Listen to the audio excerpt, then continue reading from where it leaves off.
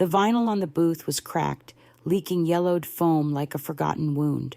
The air smelled of stale coffee and the ghosts of fried onions. For my 80th birthday, this was the palace my son, David, and his wife, Susan, had chosen for me, not out of nostalgia, but out of spite. Susan slid into the booth opposite me, her silk blouse a stark, clean island in a sea of greasy spoons and chipped formica. She ran a manicured finger along the rim of her water glass and grimaced. "Well, this is charmingly authentic," she said, her voice dripping with a sweetness so false it could curdle milk. David avoided my eyes, busying himself by meticulously wiping an already clean fork with a paper napkin. He had that look he'd perfected over the last few years, a blend of practiced indifference and deep-seated shame. It was the look of a man who knew he was doing wrong, but had long ago decided it was easier than standing up to his wife. I said nothing. I had learned that my silence was a canvas onto which they could project whatever they needed me to be. Ungrateful, senile, stubbornly old-fashioned. My words only seemed to add color to their unflattering portrait. A waitress with tired eyes and a name tag that read Pat shuffled over. "What can I get for you folks?" she asked, her pen hovering over a stained notepad. Susan ordered a side salad, no dressing, and a bottle of sparkling water. David asked for black coffee. When Pat's gaze landed on me, I managed a small smile. "Just a cup of tea, please. Earl Grey, if you have it." Susan let out a soft, pitying sigh. "Still with the fancy tea, Margaret. You'd think at your age you'd learn to be less particular." The barb was meant to sting, to remind me of my place as a charity case in their meticulously curated life. It was a life I had helped fund, a life built on the foundations my late husband Arthur and I had laid brick by painstaking brick. But those were details they had conveniently forgotten, like an old address or a childhood pet. The tea arrived in a thick white ceramic mug with a hairline crack running down the side. I wrapped my cold hands around it, letting the warmth seep into my skin. For 20 minutes, they spoke around me, their conversation a tight, exclusive bubble of office politics, vacation plans for Aspen, and the outrageous cost of organic dog food for their new French bulldog. I was a potted plant in the corner of their lives, present but not participating. Finally, David cleared his throat, signaling the end of the charade. He reached into a bag and pulled out a small, sad-looking cupcake in a plastic container. He stuck a single crooked candle into the frosting. "Happy birthday, Mom," he mumbled, not lighting it. The gesture was so devoid of warmth, it felt like an insult wrapped in cheap confection. Susan smiled her razor-thin smile. "We have to run, Margaret. Big day tomorrow, but we wanted to make sure you felt celebrated." She slid a crumpled $20 bill across the table. "That should cover your feast." They stood to leave. As David passed my side of the booth, he leaned down, his voice a low, cutting whisper meant only for me. "This is all you deserve, you know, after everything." He didn't elaborate. He didn't need to. I just nodded, my eyes fixed on the unlit candle. They walked out without a backward glance, the bell above the diner door jingling their departure into the cold Ohio night. I sat alone in the cracked vinyl booth, the silence they left behind heavier than their presence had been. I didn't cry. I didn't feel the familiar sting of shame.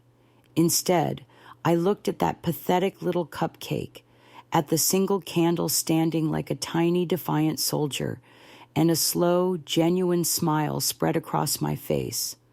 They thought they had left me with nothing. They were wrong. They had left me with clarity. And in this particular diner, on this particular night, clarity was the only weapon I needed. They had no idea who owned this place, but I did, and he owed me a promise. Arthur and I bought our first home in a quiet, tree-lined suburb of Columbus in the spring of 1968. It was a modest 2-bedroom bungalow with a squeaky porch swing and a yard full of dandelions. But to us, it was a mansion. Arthur worked in logistics for a local shipping company, a job that demanded long hours but paid just enough to keep us dreaming. I was a librarian, a keeper of stories, a quiet guardian of worlds tucked between cardboard covers. Our life wasn't loud or extravagant. It was built on small, sturdy things. Shared cups of coffee on the porch at dawn, the smell of my baking on a Sunday afternoon, and the silent understanding that we were a team. When David was born, Arthur held him up to the window and whispered, "Look, son, everything you see, we're building for you." And we did. We saved every spare dollar. We patched our own roof, grew our own vegetables, and chose to vacation at state parks instead of resorts. Every sacrifice was an investment in David's future. We sent him to the best public schools, paid for tutors when he struggled with calculus, and celebrated every small victory as if he'd won the Nobel Prize.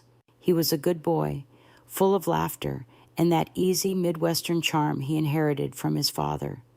He used to bring me dandelions from the yard, their sunny heads clutched in his small fist, and tell me I was the best mom in the world. After Arthur passed from a sudden heart attack 2 decades ago, the house grew quiet. The silence was a physical presence, a weight in every room. David, by then a successful marketing executive, was my rock. He called every day. He came over for dinner twice a week, bringing groceries and fixing the leaky faucet I kept forgetting to call a plumber for. "Don't worry, Mom," he'd say, his voice a warm echo of his father's. "I'll take care of you. We're a team, remember?" I believed him. When he met Susan, I was happy for him. She was ambitious and polished, a woman who seemed to know exactly what she wanted. I welcomed her into our family, sharing my mother's recipes and the stories behind the photos on the mantle. But slowly, things began to shift. It started with small comments. "Margaret, that wallpaper is so dated. Don't you think it's time to get rid of Arthur's old chair? It smells like mothballs." At first I obliged, thinking it was the natural transition of a homemaking space for a new generation. I let them redecorate, replacing my warm, comfortable clutter with cold, minimalist furniture that looked like it belonged in a magazine, not a home. Then my role in the house began to change. I was no longer the matriarch. I was the live-in helper. I was expected to babysit their children, run their errands, and have dinner waiting when they came home from their demanding jobs. The thank yous grew scarce, replaced by sighs of exasperation if I bought the wrong brand of almond milk or folded the towels incorrectly. David began to parrot Susan's criticisms. "Mom, Susan thinks we should host Christmas this year. Your style is a bit much for her colleagues." Or, "Mom, can you try to stay in your room when we have guests? It's just easier." I became a ghost in my own home, a silent fixture they maneuvered around. The house Arthur and I had filled with love and laughter now echoed with the chilly silence of my exclusion. I told myself it was for David. I told myself that this was the price of keeping my family close. But as I sat in that diner, the memory of David's childhood sweetness felt like a story I had read about someone else. The boy who gave me dandelions had grown into a man who left me in a rundown diner with a $20 bill and a heart full of unspoken resentments. He had forgotten we were a team. Or perhaps, in his new life, I was simply on the wrong one. The for lease sign on the empty storefront had been taunting them for months. It was a prime location downtown, perfect for the boutique marketing firm Susan had been dreaming of since she finished her MBA. David was fully on board, his eyes shining with the same ambitious light that used to be reserved for science fair projects and little league trophies. Their business plan was solid, their branding was chic, but their capital was short. The bank had turned them down for the full loan amount, citing a lack of collateral. That's when they came to me. For the full loan amount. We were sitting in the living room, the one that now featured a white leather sofa that was cold to the touch and a glass coffee table that showed every fingerprint. "Mom," David began, his voice laced with a carefully rehearsed casualness, "we have an opportunity, a huge one, but we're just a little shy on the startup funds."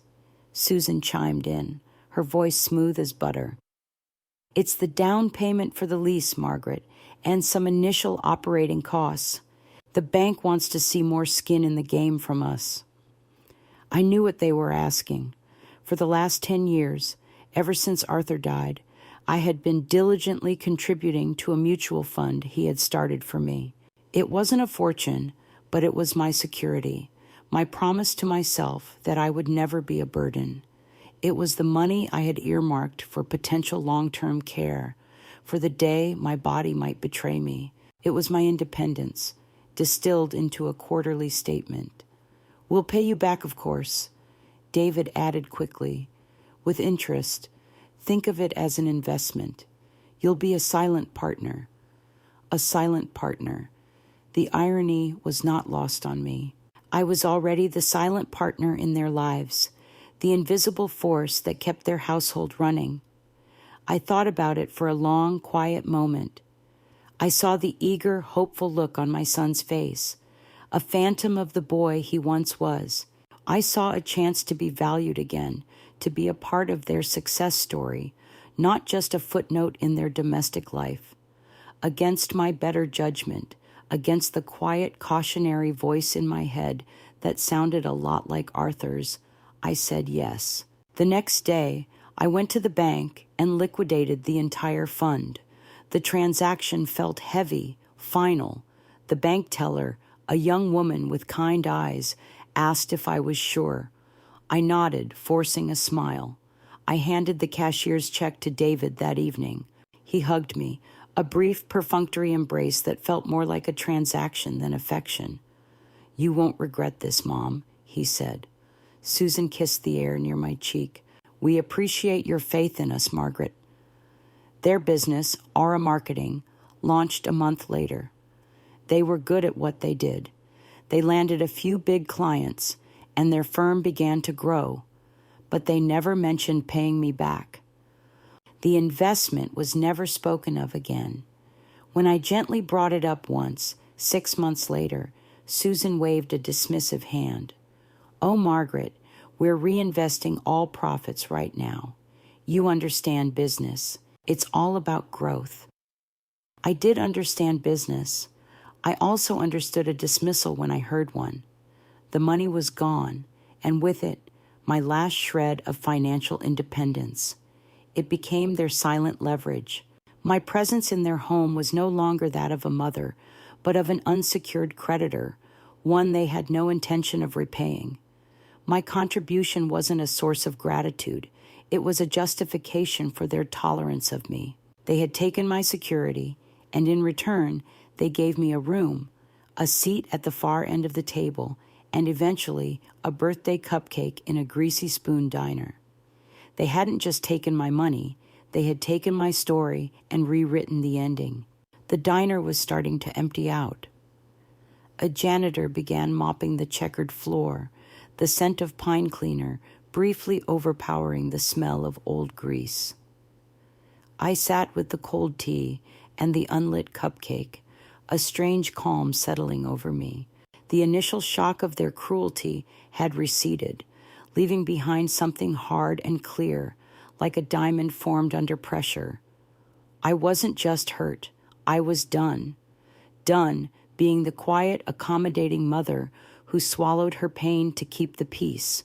Done being a ghost in the house I helped pay for, with the family I had dedicated my life to.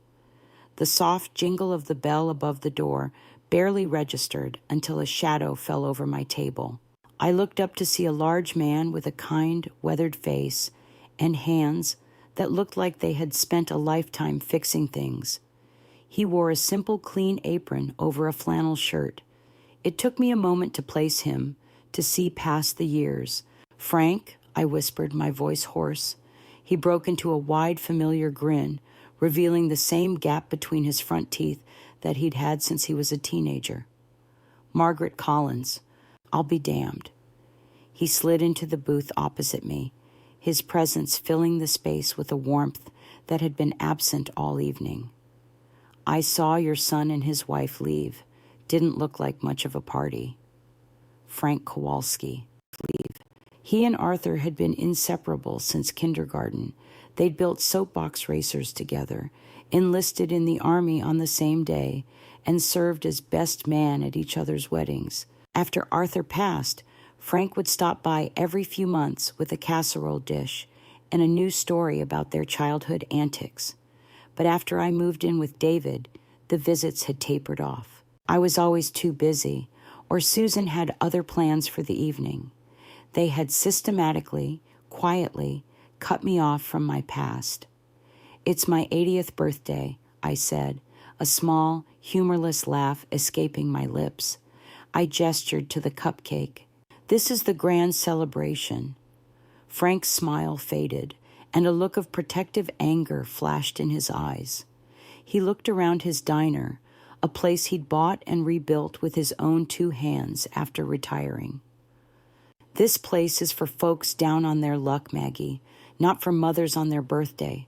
What in God's name happened? And so, I told him. I told him everything. The move, the redecorating, the slow, painful erasure of my presence in my own home. I told him about the mutual fund, the investment in their business, and the way they treated me not as a mother, but as a liability they were forced to endure. I spoke quietly, without tears, my voice flat with the weight of years of unspoken truths. Frank listened, his big hands resting on the table, his gaze never leaving my face. When I finished, he was silent for a long time. He looked at the cupcake, then back at me. Arthur would be spinning in his grave, he said, his voice a low rumble. He always said you were the strong one, the one who held everything together. I'm not strong anymore, Frank, I confessed. I'm just tired. No, he said, leaning forward, his eyes intense. You're not tired. You're ready. Arthur and I made a pact a long time ago, right before he passed. We set something aside, a little insurance policy, you might say, for you. He made me promise that if he ever forgot who his mother was, I was to step in. My heart started to beat a little faster. A policy? What are you talking about? Frank smiled, a slow, determined smile that I recognized from years ago, the one he got right before he was about to win a game of poker.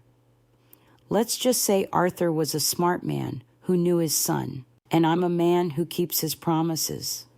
He stood up and cleared the teacup and cupcake from the table. You're not finishing your birthday here, he said. You're coming with me. We have some business to discuss. Your business. As I followed him through the swinging doors into the back office of the diner, I felt a flicker of something I hadn't felt in a long time. It wasn't just hope. It was power. Frank's office was nothing like the sleek, minimalist spaces David and Susan favored. It was a room that worked for a living. A heavy oak desk was cluttered with invoices and order forms. The walls were covered in framed photos. A younger Frank with his arm around Arthur on a fishing trip, a black and white shot of their army platoon, a faded picture of me and Arthur on our wedding day. It was a room built on history, on loyalty. Frank poured 2 glasses of whiskey from a bottle he kept in a bottom drawer. Arthur would have wanted you to have a real drink on your birthday, he said, pushing a glass toward me. I took a small sip, the fiery liquid a welcome shock to my system. So, I began, my voice steadier now, this insurance policy, what is it? Frank opened a locked filing cabinet and pulled out a thick, leather-bound ledger. He laid it on the desk and opened it to a specific page. Arthur was a planner, he explained. He saw how ambitious Susan was, and he worried that David would follow her lead for better or worse. So, about a year before he passed, he quietly leveraged some of his old company stock and created a private trust. My breath caught in my throat. I knew Arthur had stock, but I thought it had all been rolled into his pension. The trust's sole purpose, Frank continued, tapping a line on the page, was to acquire debt, specifically the debt of any small local businesses that might be of interest. He looked me straight in the eye. Last year, when Aura Marketing was looking for a second round of funding to expand, they didn't go to a traditional bank. They went to a private lender, a smaller firm that offered better terms. I stared at him, the pieces clicking into place with a cold, terrifying precision. You're telling me the trust bought their debt, Maggie, Frank said softly. The whole lot of it. The lease on their precious downtown office, the loan for their state-of-the-art equipment, everything. According to this, your son's dream is currently owned by a trust, and you, my dear friend, are the sole beneficiary and executor of that trust. I felt the room tilt slightly. I put my hand on the desk to steady myself. All this time, they had been living in a house of cards, and I was the one holding the deck. What does this mean? I asked, my voice barely a whisper. It means, Frank said, a grim satisfaction in his tone, that you can call in the debt anytime. You can foreclose on their business, force a liquidation, or, if you're feeling generous, you can renegotiate the terms of their existence.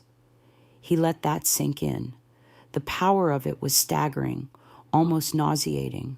This wasn't just about getting my money back. This was about holding their entire future in the palm of my hand. I don't want to destroy them, Frank, I said, thinking of my grandchildren, of the boy David used to be. Of course not, he agreed. This isn't about destruction. It's about education. Arthur didn't want you to ruin David. He wanted you to be able to remind him of what's important, to give you a voice they couldn't ignore. We spent the next hour going over the documents. Frank had already engaged a lawyer on behalf of the trust, a quiet, ruthless woman named Ms. Albright. The plan was simple. Ms. Albright would send a formal notice to Aura Marketing, informing them that their lender had been acquired by the trust and that, due to a portfolio review, their entire loan was being called in. They would have 30 days to repay the full amount, an impossible sum. They won't know it's you, Frank assured me. The trust is managed through a blind corporation. All they'll see is a faceless entity demanding payment. I took another sip of whiskey, the fire in my belly now matching the one in the glass. I was no longer Margaret Collins, the quiet widow, the burdensome mother. I was the faceless corporation. I was the portfolio review. I was the storm they never saw coming. The first tremor hit on a Tuesday.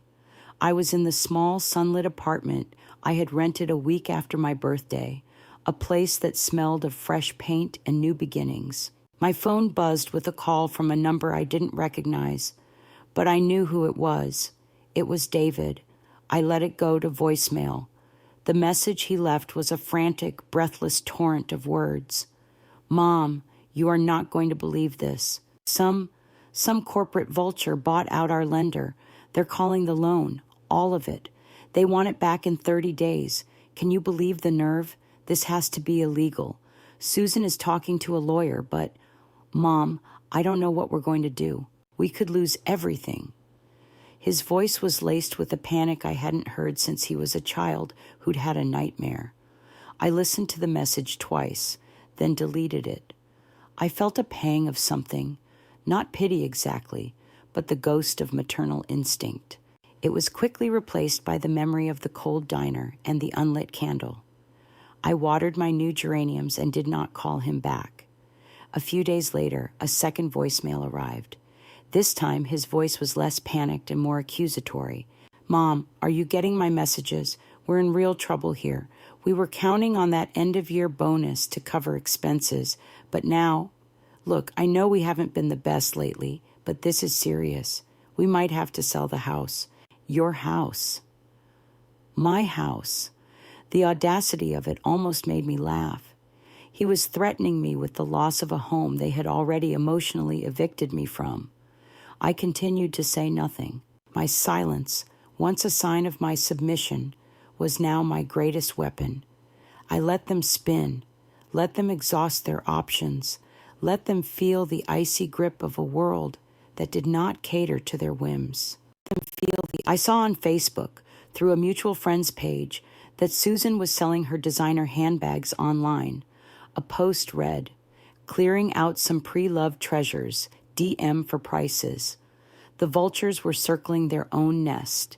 The third call came a week before the 30-day deadline. It was Susan. Her voice, usually so sharp and confident, was thin and brittle. "Margaret," she began, dispensing with any pretense of warmth. "David told me you're not returning his calls. I assume you've heard about our situation." "I've been busy," I replied calmly, pruning a dead leaf from my orchid. A frustrated sigh crackled through the phone.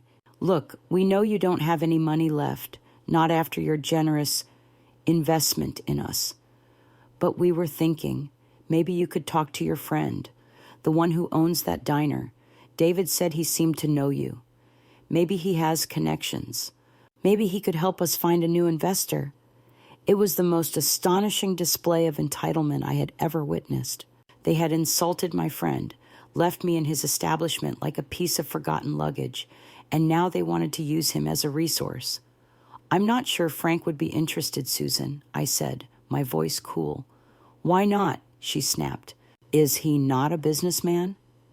"This is a viable company. It's a great opportunity." "Oh, I think he has a very clear picture of your company's viability," I said, and before she could respond, I hung up. I knew the final, desperate visit was imminent. They had exhausted their professional contacts and their pride. All that was left was to come crawling back to the woman they had deemed worthless. I made a fresh pot of tea and waited. The storm had finally reached its peak. The only question was whether they would be washed away or learn how to swim. They arrived on a Sunday, the day the loan was officially in default. They didn't knock on my apartment door so much as appear at it, their faces pale and drawn. David looked years older, the confident swagger replaced by a defeated slump. Susan's impeccable makeup couldn't hide the dark circles under her eyes. She clutched a large manila envelope to her chest, like a shield.